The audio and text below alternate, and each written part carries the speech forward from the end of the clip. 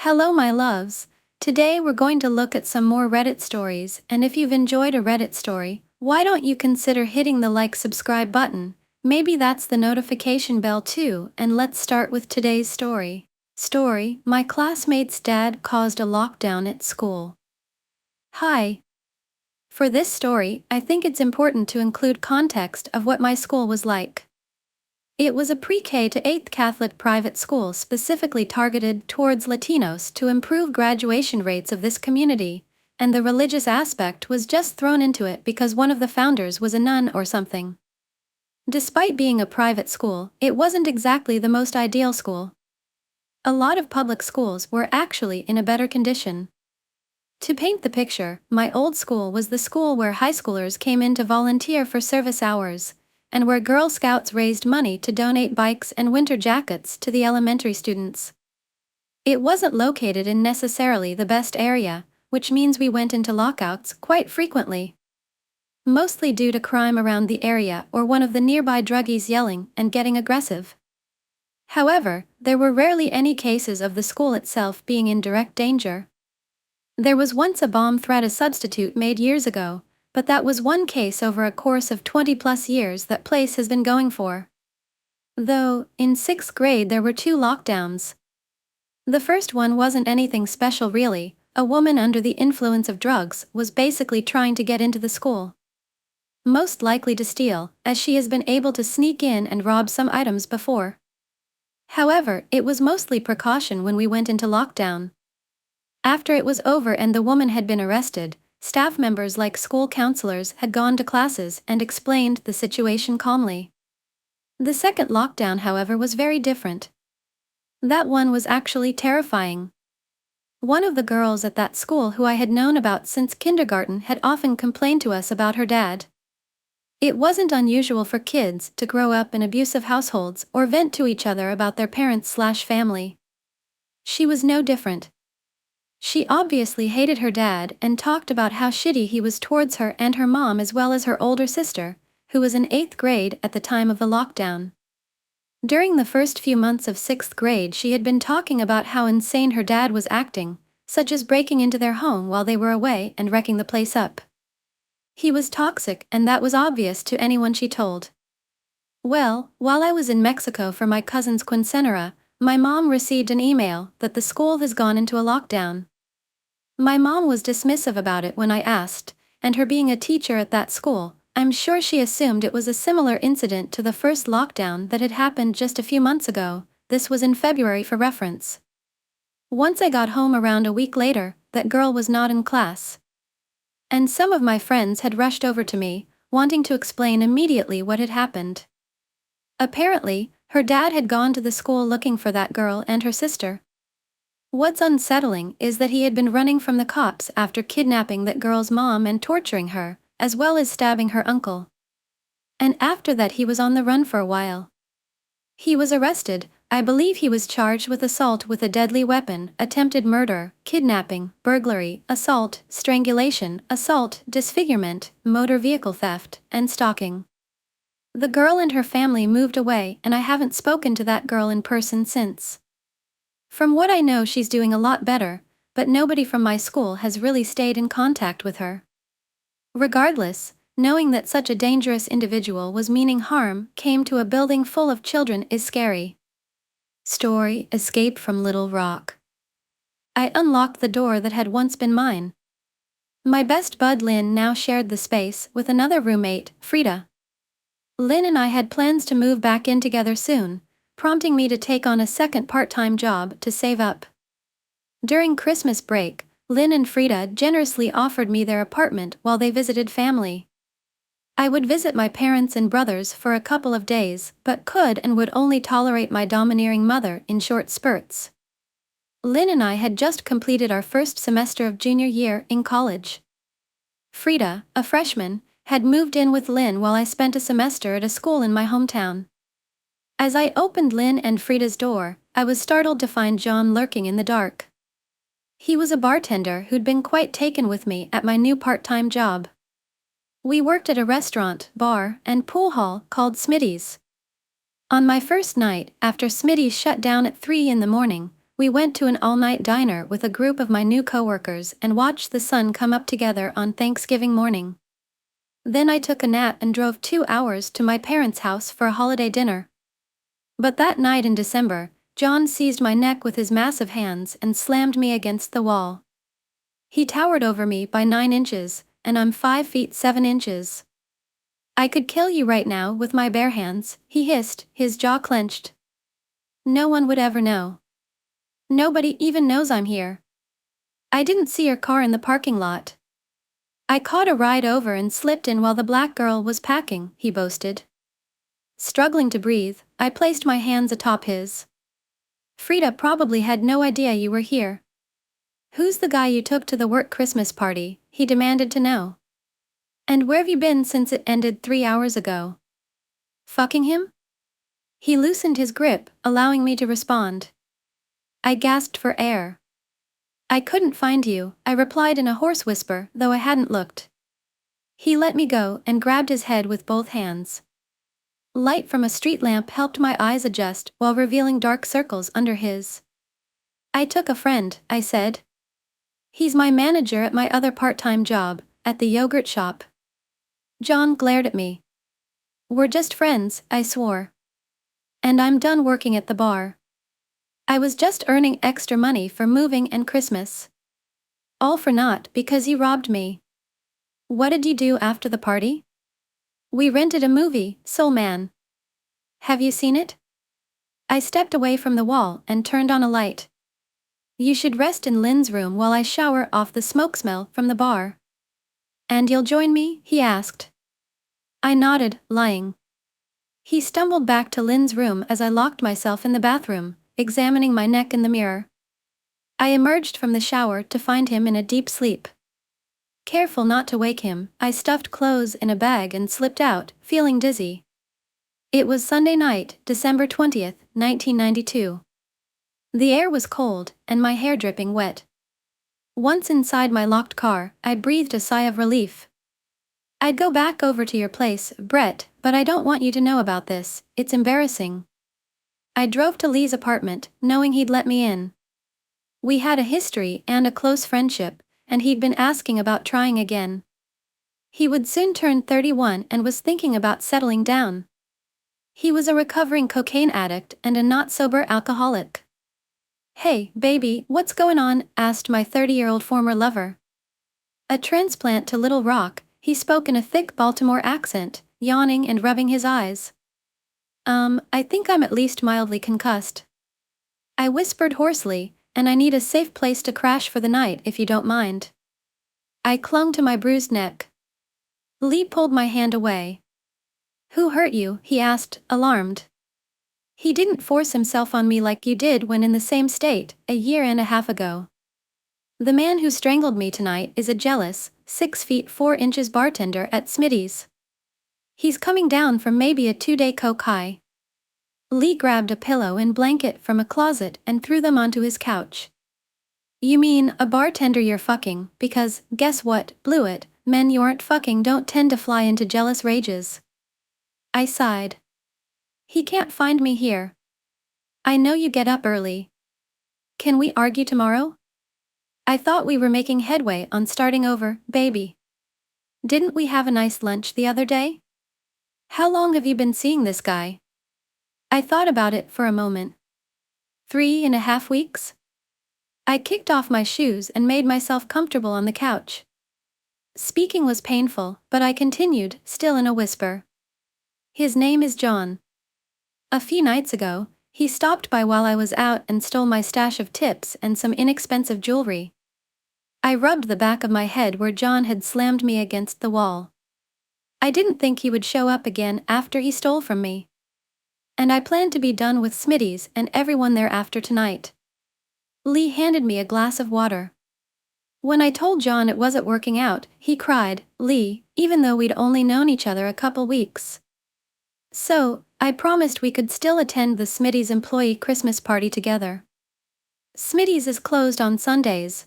We were looking forward to having the whole bar and pool hall to ourselves for the party tonight. I took my bra off under my shirt and curled up on the couch. This morning, the owner of the bar called me looking for John because he hadn't shown up for work Saturday night. I assumed he was still someplace getting high with my tips he took, and so I invited Brett to the party. And somebody told John. Yes, Brett, your neighbor who gave me a job. I worked with him at the yogurt store today. I wonder how many people realize the scent of waffle cones makes people happy. John is a coke addict? Lee asked. Yeah, when I saw how much cocaine was in his apartment, I told him things weren't gonna work out, and I couldn't get out of his place fast enough. He and his roommates had a huge stash, and people buying from them were lined up from the coffee table out a kitchen side door down an alley. Lee lit a cigarette.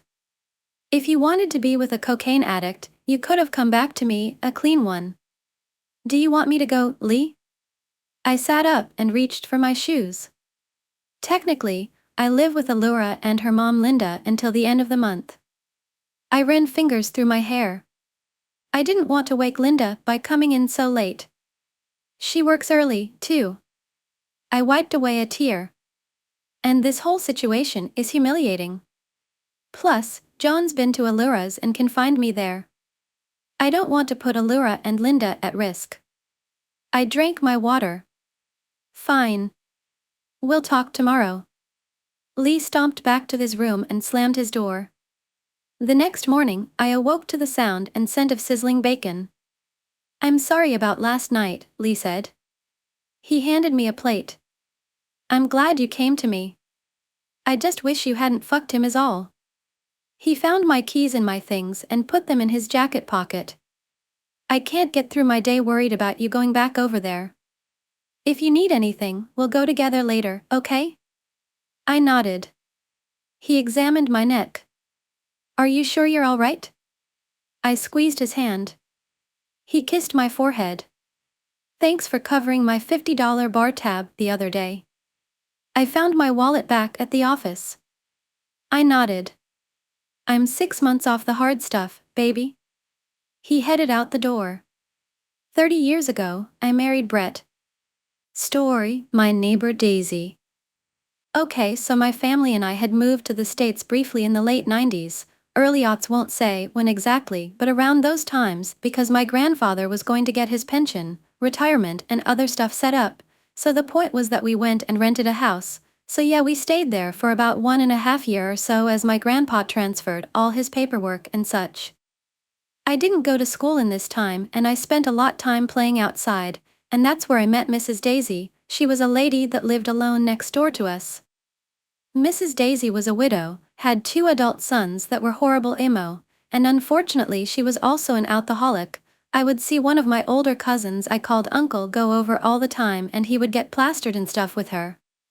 I am sure drugs were used as well, but whatever I was young and I liked this lady BC she would give me toys, cookies, and sometimes even played with me. One day she gave me a doll that would sing Ring Around the Rosie. To say I loved this doll was an understatement. I adored this doll, and my neighbor Daisy ended up telling me that doll reminded her of me so she thought I would love it and take care of it. I was excited. I thanked her 100x over and I slept, played, ate with this doll religiously. I still used to see my neighbor and try and play with her in her yard with my doll, but shortly after she had given me that doll, I saw less of her and saw my uncle go over more and more.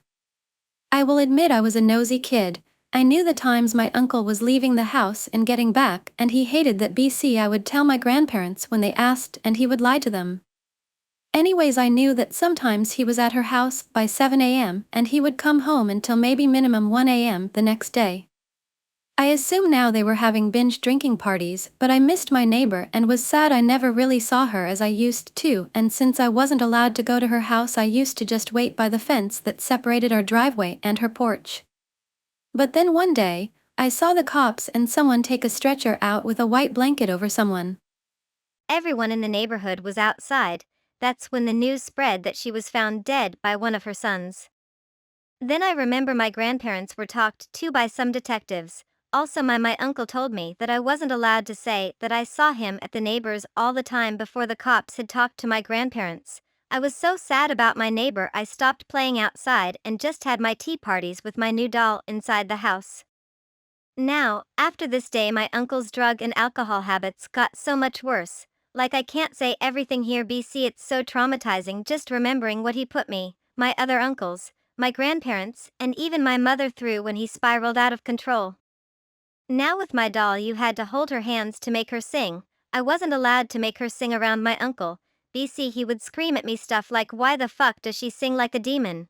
Or tell my mom that the doll was possessed and sang another song, although she only sang the Ring Around the Rosie song. I then started to have night terrors from all the stress with my uncle, but when I had the doll, they seemed to ease. So this doll would be with me even more so, but it started to end up in odd places every morning. Like one day after I looked for her, she was right outside my uncle's room door. I grabbed her as quickly as possible and took her with me to the room I slept in with my mom and grandma. The one person who noticed all of this but didn't say a word was my grandma. This was an unspoken secret of the doll mysteriously disappearing on me and just appearing close proximity of my uncle, whether that was outside his room or if he was passed out drunk on the couch. Then one night this all came into a head. I woke up, my uncle was having a manic episode under the influence of God knows what. He was screaming at my doll, he had her in his hands. My grandfather was telling him to settle down or the cops would be called, but my uncle was so out of it he struck my grandpa. When he did this, my grandma took me to the room. I was sobbing. But when I tell you all of this was chaos, that just what describes this night so well. My grandma and I were locked in the room. Another uncle that was present attacked my manic uncle and my mom attacked him as well, so my grandma and I could hear my grandpa trying to stop them fighting, and amidst of all of this, guys, I could hear my doll singing. It was so odd and terrifying. My uncle took my doll apart. I saw her remains on the ground after my grandma and I got out the room, but the music box wasn't completely destroyed, it was stuck on the lyrics and we all fall down. It repeated it over and over again. Finally that night we packed what we could and my grandpa took me, my mom and my grandma to a Greyhound station and we made our way back to MX. My manic uncle was taken to the hospital BC of the injuries he sustained, and my other uncle went to jail, taking the blame and not letting my mom or my grandpa take that hit.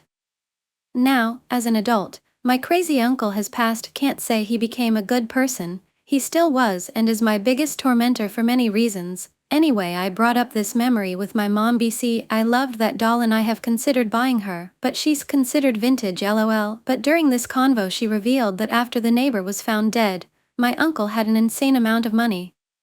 Like over 10K, he told everyone this money had been the settlement money of when he was shot in the ear. That's a crazy story of its own.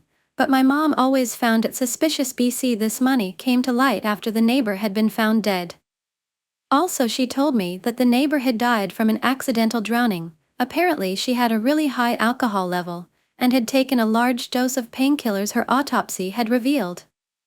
My uncle had told everyone in our house that he hadn't gone over to see our neighbor Daisy, that he had went out and gotten drunk at a bar close to our house.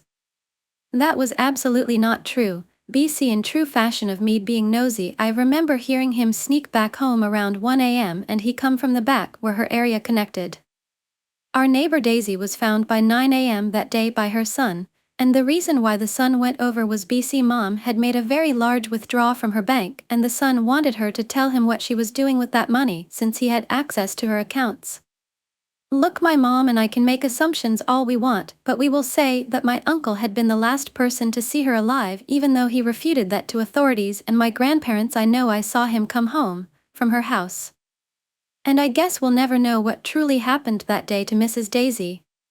But I will never forget the doll singing those lyrics and we all fall down over and over again. BC, that is what happened to my uncle's life. He fell horrible and did horrible things, and those caught up with him.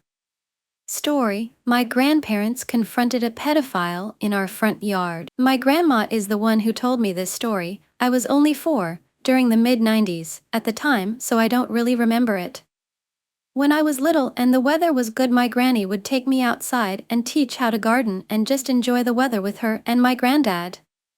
I grew up with them and my mom on my family's farm in a semi-rural town in the south where the grass is green year-round. My grandparents grew up and lived in the same area their whole life, so they were pretty popular in town and had many friends, so they always knew when something was going on in town. The summer I turned 4 is when my grandparents' friends were telling them about a man that lived on our road, about 3 or 4 miles from us. who they thought might be a pedophile as different rumors were going around. My grandparents always listened to the gossip, but they always discussed it between themselves if they should believe it or not. This time was different as the man was my cousin's boyfriend who lived with her and her children. My grandma hadn't heard it before this moment, so thought she had better just investigate herself since this was family, and if something was going on she knew that she would get them out if need be. After that my mom and my grandfather made numerous attempts to contact my cousin over a couple days, who only gave them short answers and evaded any questions. My mom finally decided to go to the house with my uncle. According to my grandma, my cousin only opened the door halfway, spoke quietly, and then shut the door. My family decided to go to the police. My grandpa called and told them that he wasn't for sure what was going on, but he knew something was wrong and informed them of the suspicions that he had heard. They went and investigated, but my family hadn't heard anything after that. My grandma sits on her porch every day in the summer, and while these suspicions were happening she noticed a truck that always slowly drove past our house a few times during the day. She asked my grandpa about it too, but he didn't know who it belonged to. This kind of bothered her, but she thought she was just being nosy. A couple weeks passed, my grandma saw the truck less and decided to dismiss it fully. We were in the yard doing our regular routine of gardening, and my grandpa was cutting grass. My mom got home from work and told my grandma about a weird call she got at work. The call sounded like a woman crying and then it just disconnected. At that point my grandma decided to go inside and try to reach my cousin one more time. She waved my grandpa down to stop him, and my mom instructed me to stay in the garden in front of the house and don't go anywhere before they all went inside. This time my mom calls with my grandparents nearby. My mom gets in touch with her and they talk for a bit with everything seeming normal. And then my mom gets a horrified look on her face and tells my cousin to calm down. At this point my grandpa runs to the back of the house yelling, "Grab up now!" My mom tried to yell back at him and my grandma went and looked outside horrified and yelled at my mom to get me while they were both running outside through the side door.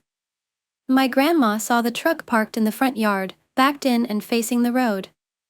And when she ran outside with my mom, saw the man standing in front of me trying to wipe his face, saying, "Stop, goddamn!" With me standing against the house crying, and I had started yelling, "Go away!" and throwing dirt at the man. My grandma said my grandpa came running from the front door, holding a shotgun at the man yelling something. My mom then grabbed me and ran back into the house. My grandma looked at the man and asked him who he was and where he came from. She noticed that he was blinking non-stop and kept trying to wipe his face and that he had dirt all over his face and shirt. My neighbors also noticed the commotion and had already started coming to our house. The man then bolted for his truck. My grandpa shot towards the truck and then put the gun back on the man. My grandma then said something like, "Motherfucker, you better tell me the hell you're doing on our land and why you trying to talk to my grandbaby." The man didn't answer, so my granddad yelled at him to answer her. The man then started stuttering, telling them he didn't put a hand on me, he just wanted to make sure I wasn't doing anything dangerous, because I was so little and the lawnmower was nearby. My grandparents knew he was lying. The neighbors then came running into the yard asking me grandparents who this was. My mom came running out with a rifle saying that I was okay and that I said no when she asked me if he had touched me.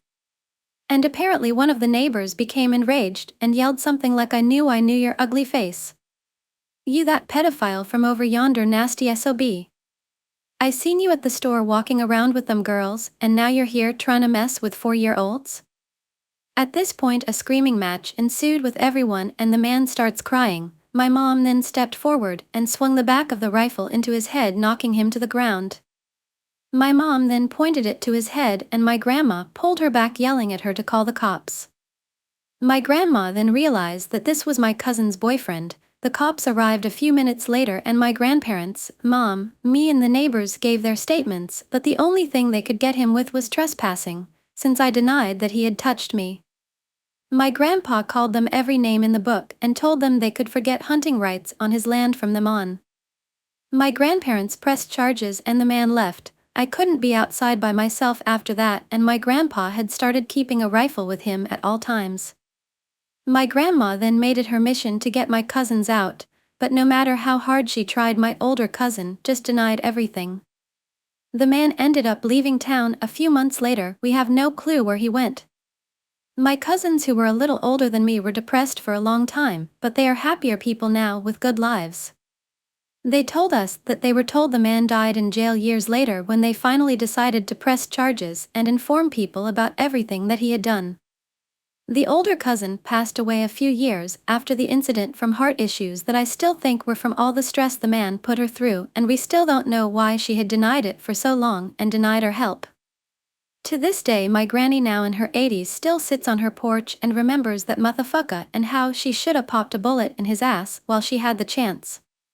Cousins live down the street with pedo. Pedo begins watching my house, comes into our front yard while I'm alone to make sure I'm safe. Grandpa points a shotgun, Mom pops him in the head with a rifle, guy only gets trespassing charges. Leaves town and dies years later in jail. Story: my girlfriend took me on vacation to cheat on me. My 33-year-old girlfriend, 31-year-old, let's call her Rose, said she'd been wanting to take a trip to Colorado to visit her aunt. The last time we saw her aunt was 2 years prior when she came over for her birthday to surprise Rose. Her aunt is like a second mother to her, but had to move away with her husband for work 5-ish years ago. We plan the trip, I buy the tickets, book the hotel, and fast forward to 2 days ago we're in Colorado. We settled in at the hotel, visited her aunt, went out to eat, came back, slept, and yesterday went over there again. After coming back to the hotel yesterday, Rose tells me she wants to go back to her aunt's to sleep over her house. I thought that was kind of odd since we're visiting here for about a week and still have a lot of time to see her, and we have to Uber to her aunt's house. But I didn't think much of it and figured she just wanted to spend as much time with her as possible. She leaves in an hour or so later. I text her to see what she's doing because she never let me know when she got to her aunt's house, which is about a half-hour away. She doesn't answer the text and doesn't answer my call, and I start to get a little worried, so I call her aunt and ask if Rose is there. Aunt said she's not, and, while telling her that she should have been there by now, Rose texts me saying she's in the living room watching TV with her aunt. Now, 2 thoughts are in my mind: Rose lied to me and she's somewhere else, or something bad might have happened to her and she's not the one texting me. I told her aunt I'd call her right back and called Rose. Rose picks up and says she's in the bathroom and she'd call me right back, and before I get to say anything, she hangs up. At this point, my heart is in my stomach, my palms are sweating, and I'm freaking out thinking there's no way she's cheating on me with someone. I've had this weird vibe from her lately, like she hasn't been acting totally like herself, and she's done some questionable things when we first got together, but nothing this crazy. I knew her aunt would be worried since I was asking where she was, so I called her aunt back and lied, saying that she entered the wrong address and decided to just Uber back to the hotel, and we'd see her aunt tomorrow. I try to call Rose and text her for like 2 hours straight to see what she's doing, but she doesn't answer. I didn't know what to do and just started walking all around town, chain-smoking cigarettes, waiting for a text or a call.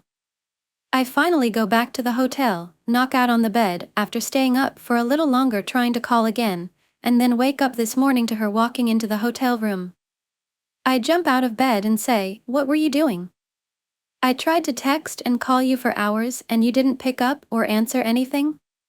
She says she's sorry, that she fell asleep with her phone on mute, charging in her aunt's bathroom, and then walks to the bathroom in her hotel to brush her teeth.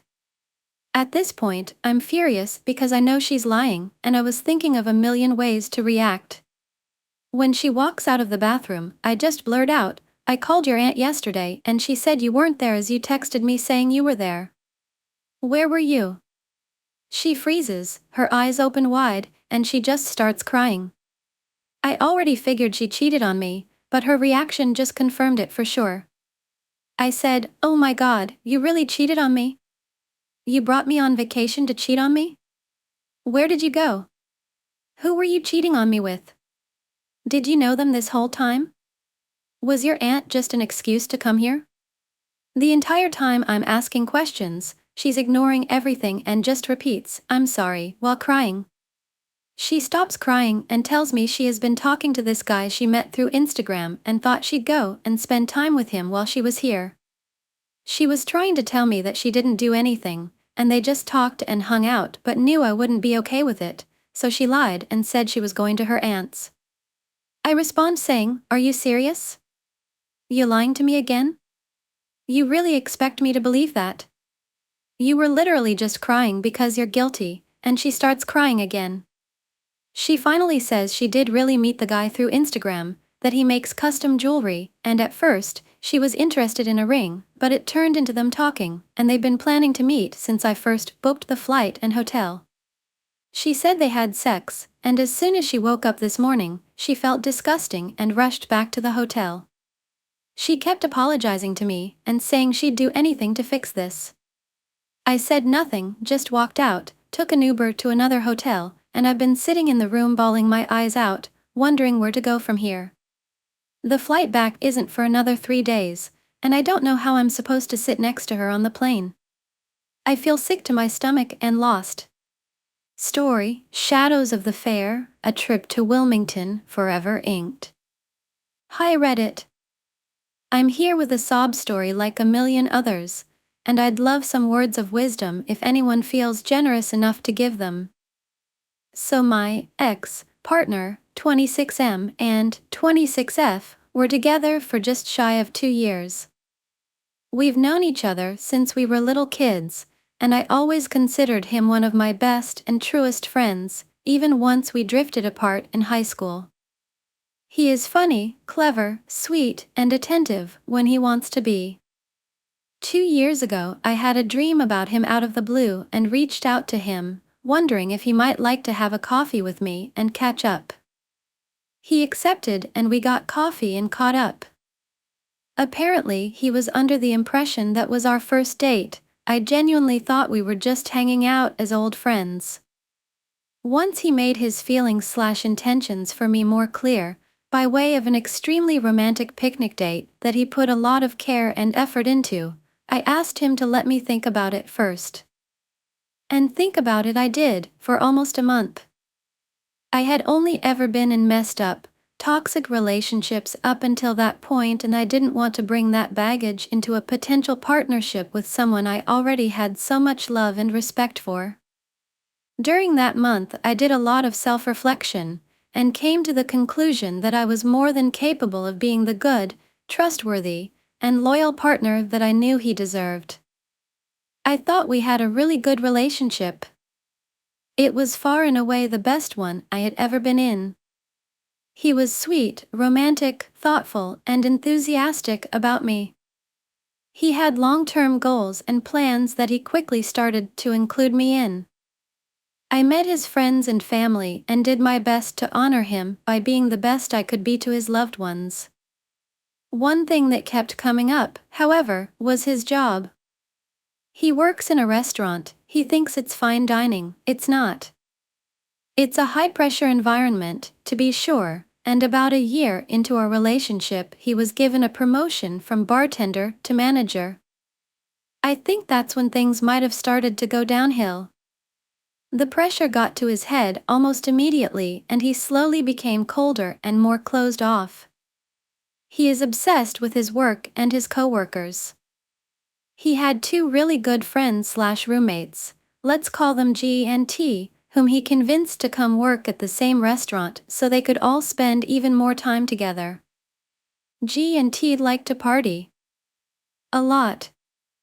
Especially G. My ex often said that G was a bad influence on him and that his behavior worried him deeply. They would go out with maybe 10 to 12 other coworkers to the college bars in our town, we are not college age anymore, and get drunk maybe 2 or 3 times a week. I'm not much of a drinker myself, so I tried to keep up with them at first, but over time I stopped trying as hard, and my ex also stopped inviting me to go out with them. I also started getting the impression that those coworkers were, not exactly good people. So there was that too. We had more than a couple disagreements on that topic. Anyway, up until a couple weeks ago, I thought things were basically good between us. He always said our relationship was perfect, which was confusing, because obviously no one is perfect, but also because we had definitely had our fair share of conflict, usually about his tendency towards selfishness and childishness. But he always had so many lovely things to say about me and about us and about our future together, so I tended to focus more on his words than his actions.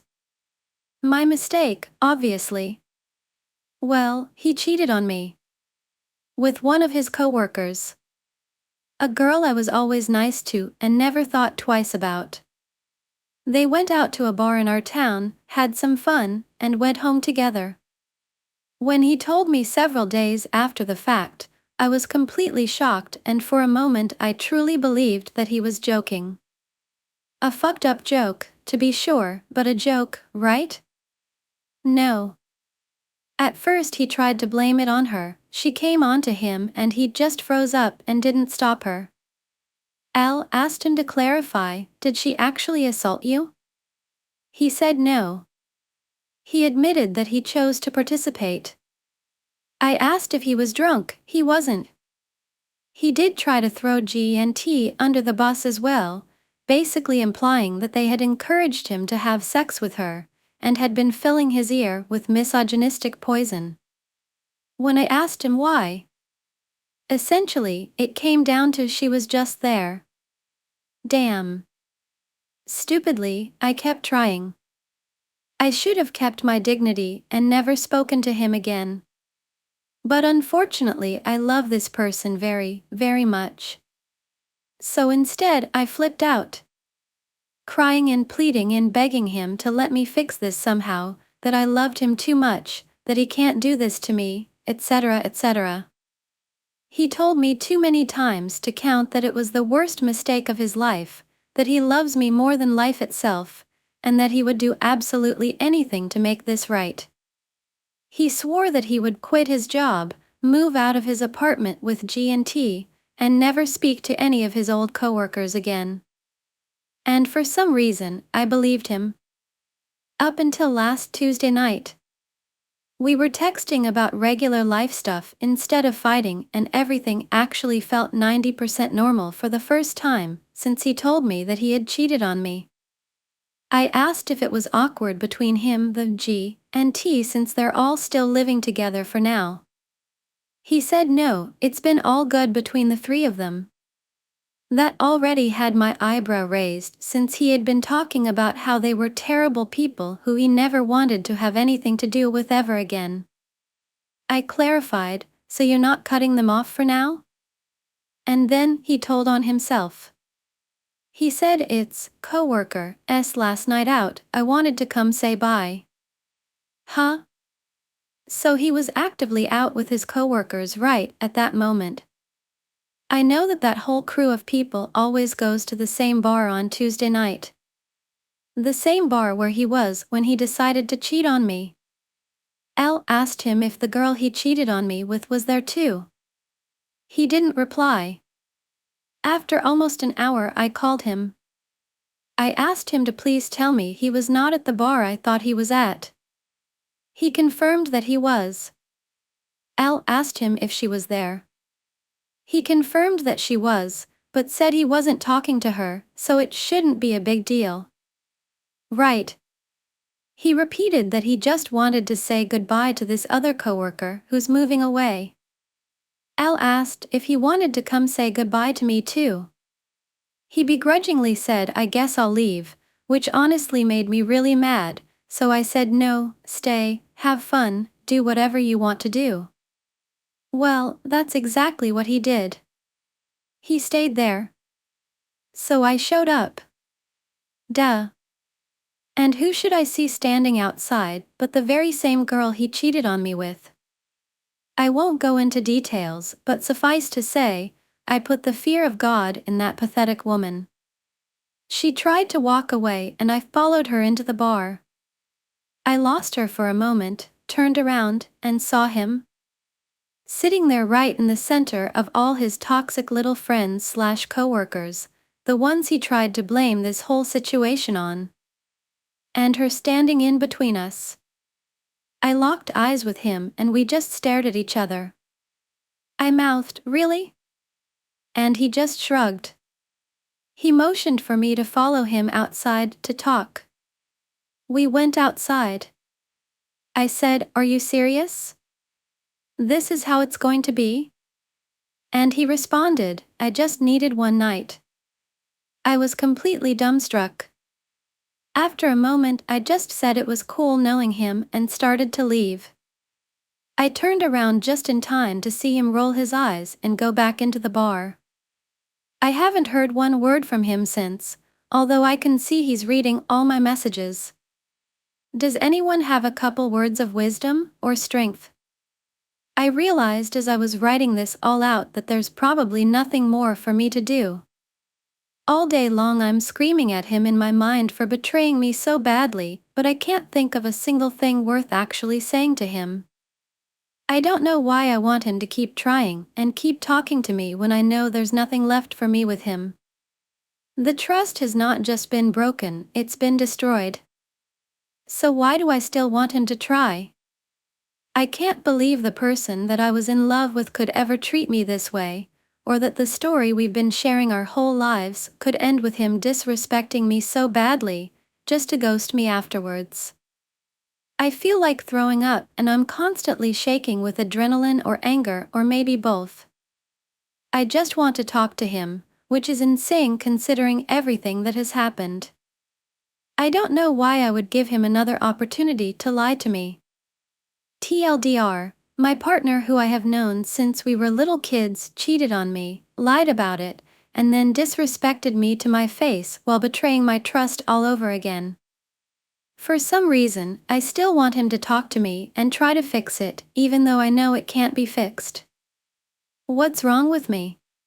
Story, humans are weird, I just can't anymore. My name is Lily, I'm a 19-year-old female. I was sexually abused from the age of 8 until I was 13 years old. I told my parents when I was 15, and they confronted my abuser, who is the biological parent of my younger sibling. I am now 19, and I've been dealing with the aftermath and suppressing the trauma ever since I was 15. When I was 16 or 17, I was sent to a mental hospital due to my suicidal thoughts. I couldn't stop thinking about what happened to me and how it could have been prevented. While in the mental hospital, I was sexually assaulted by another patient the day before I was discharged. This led to me almost being sent back due to the trauma. The following year, I was assaulted in my math class, and no one did anything about it. I started to believe that this was something that only happened to me. I graduated last month, but I'm still not over what happened. I've let a friend of my parents know that I'm still struggling with this. I still have nightmares, couldn't wear dresses until I was 18, hated sleeping in my bed, felt uncomfortable being naked, had flashbacks during sex, and felt resentment towards my younger sibling because of what their parent did to me. My parents asked if I wanted my abuser beaten up, and I said yes. Now, I'm scared because my sexual abuser is still in my sibling's life, not mine. I see him often, and this is what I feel is truly holding me back in this whole process. I feel so alone in this. I pressed charges as soon as I turned 18, and the whole process is still ongoing, taking longer than expected. I feel so guilty, hypervigilant, and afraid all over again. Because of this, my suicidal ideation has returned, and now everyone knows I'm suicidal. I'm leaving for college in the fall with my dog, and that's the only thing I'm looking forward to. Story: I, 27M, am breaking up with my girlfriend, 29F, due to past infidelity. Hello everybody. I have something to finally get off my chest that happened on the cusp of my 18th birthday when I was sexually assaulted. I am now 22, and it's something that I have only told a select few people because I know no one would believe me, but what the hell, I don't even care anymore. I just finally want to get it off my chest. When I was 17, a day before turning 18, I got pretty drunk as I was celebrating over the phone with my friend at the time, since this was during COVID. My living situation was pretty weird as my parents left to live in another country when I was 14. I decided to stay in the US to finish high school, so I bounced around many places living with friends. I did live with my girlfriend at the time and her family for 2 years, but once we broke up, I moved out and came to live with a family who resembled mine a lot.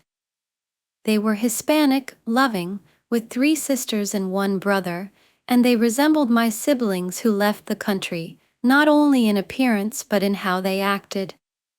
So, I came to love them as my own family to the point I called them my siblings and their mother. I called my mom as she was exactly like my mom in every way, only more outspoken and very tough with love and protecting her kids.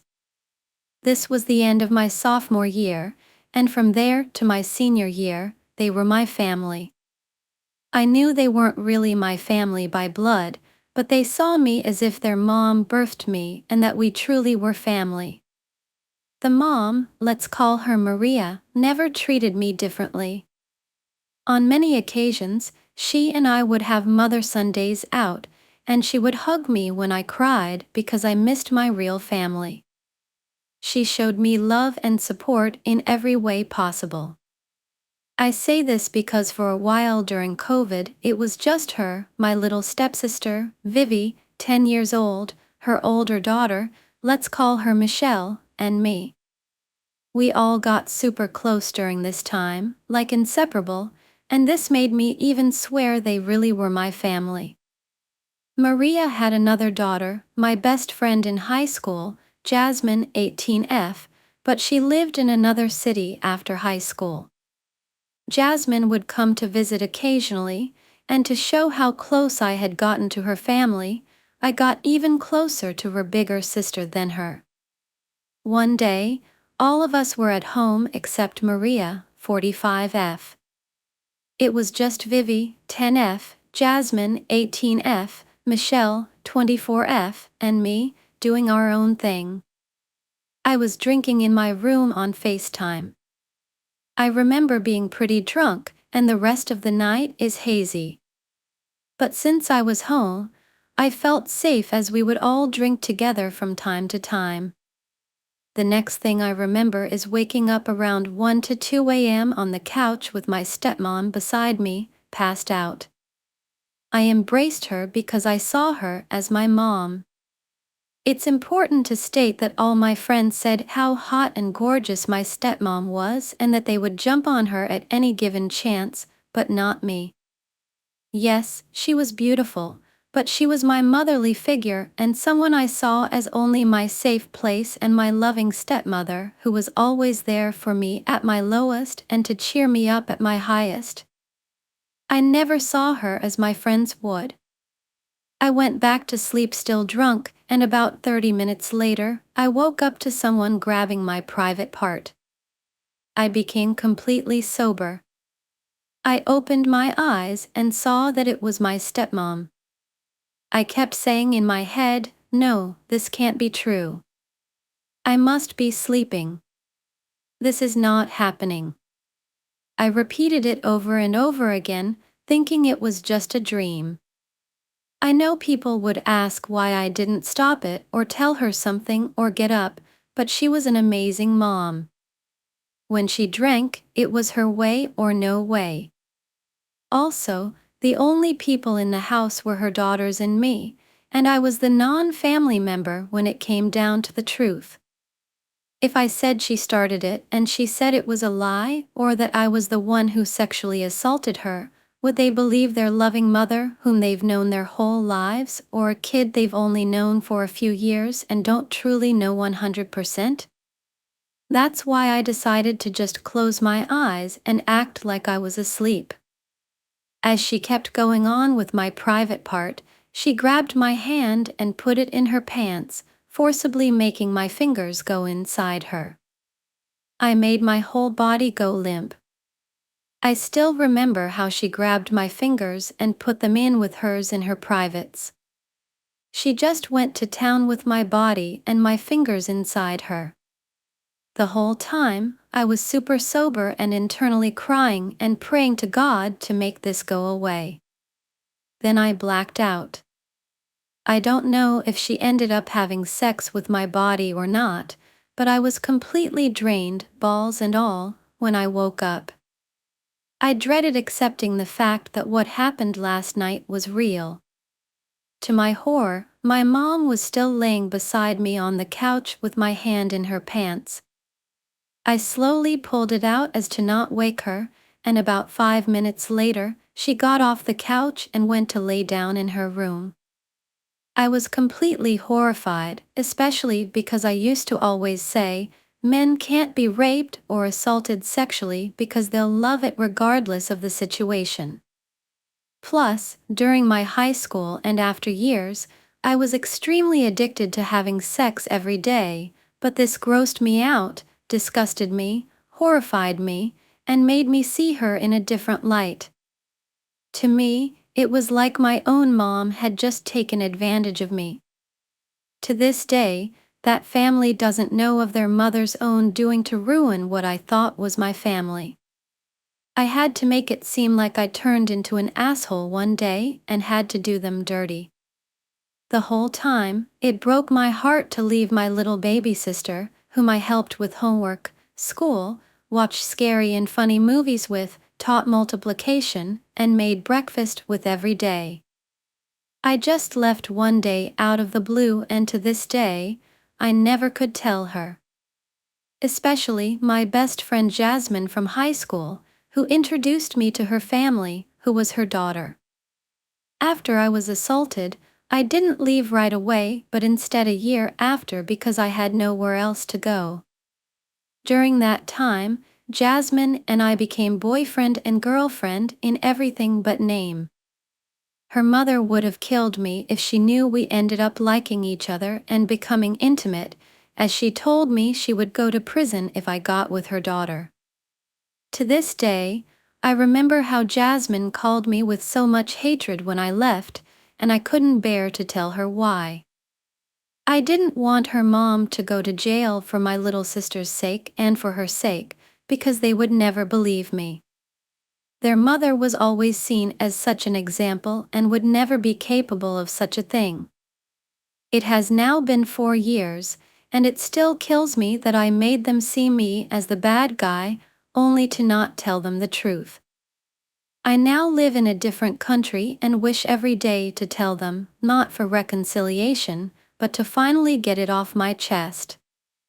But I know they will ask why I waited so long to tell them or why I'm stooping so low to lie about something so serious that couldn't have possibly happened. What hurts the most, and I haven't ever told anyone this, is that Jasmine and I were becoming serious and almost were going to tell her mom. Now Jasmine is pregnant with someone I can only think of as my replacement. I just left her heartbroken and alone, and it could have been my kid she was going to have. Story: ultimate revenge on my cheating girlfriend and boss. So basically 5 to 6 months ago my girlfriend cheated on me with my own boss.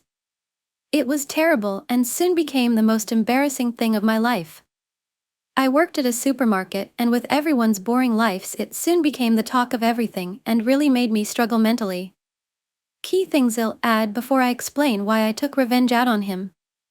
My boss was in his mid-40s, married with children, and would boast about cheating on his wife to the work boys, with the way he would describe his main tactics as trauma bonding. My girlfriend had BPD and was easily manipulated and persuaded by him to receive fake promises and promise to faster promotion. We are both 20 to 21, so basically I set up a fake Facebook profile and acted on it for a week or two before I joined the local community page, doing posts and responding to comments he was interacting with. I made it out like I was a newly single mom and new to the area. After 1 month, before getting his attention, I slid into his DMs and started messaging him and flirting with him. I already knew a lot about him in terms of hobbies, interest, and sporting teams, so I made everything easily relatable to form a strong, trusting connection. I had him hooked. I had him moved over to Snapchat and started catfishing him with photos from online, and in exchange he started sending me nude photos exposing it all. I saved them all in my chat and left them there to build that trust. I also let HM do the same to the photos I sent. After I had enough to ruin him late, I changed my username and name on both platforms to a younger female staff member who used to work at the shop and screenshotted everything. I saved over 20 photos of what he was sending me and lodged a complaint with HR for the company. I even faked a Gmail email to make the user more believable, and when they called me on the phone, I had a female friend take the phone so it sounded very legit. Work for a large company, so you have the option not to do it in person. I also sent the screenshots of our messages and sent the nude photos of him cheating and sent them to his wife, his mom, and his sister. I truly wanted to ruin this man. I wasn't done then. I printed a bunch of posters with "Best Chewbacca Impersonation Wins $100" with his phone number listed below. I couldn't imagine how many phone calls he would have received. Anyways, to date, I have been told he currently has been terminated from the job from people inside the shop, and that he is also judging off the conversation with his wife on FB. She has kicked him out. I do not feel one bit of guilt at all. Maybe I'm psychotic, but nothing can describe the pure hatred I have for that man. As for my ex, she tried to get back with me, but I have left her in the dark and I'm much happier without her. I won't be seeking any revenge on her. Story: Ultimate Revenge on My Cheating Girlfriend and Boss.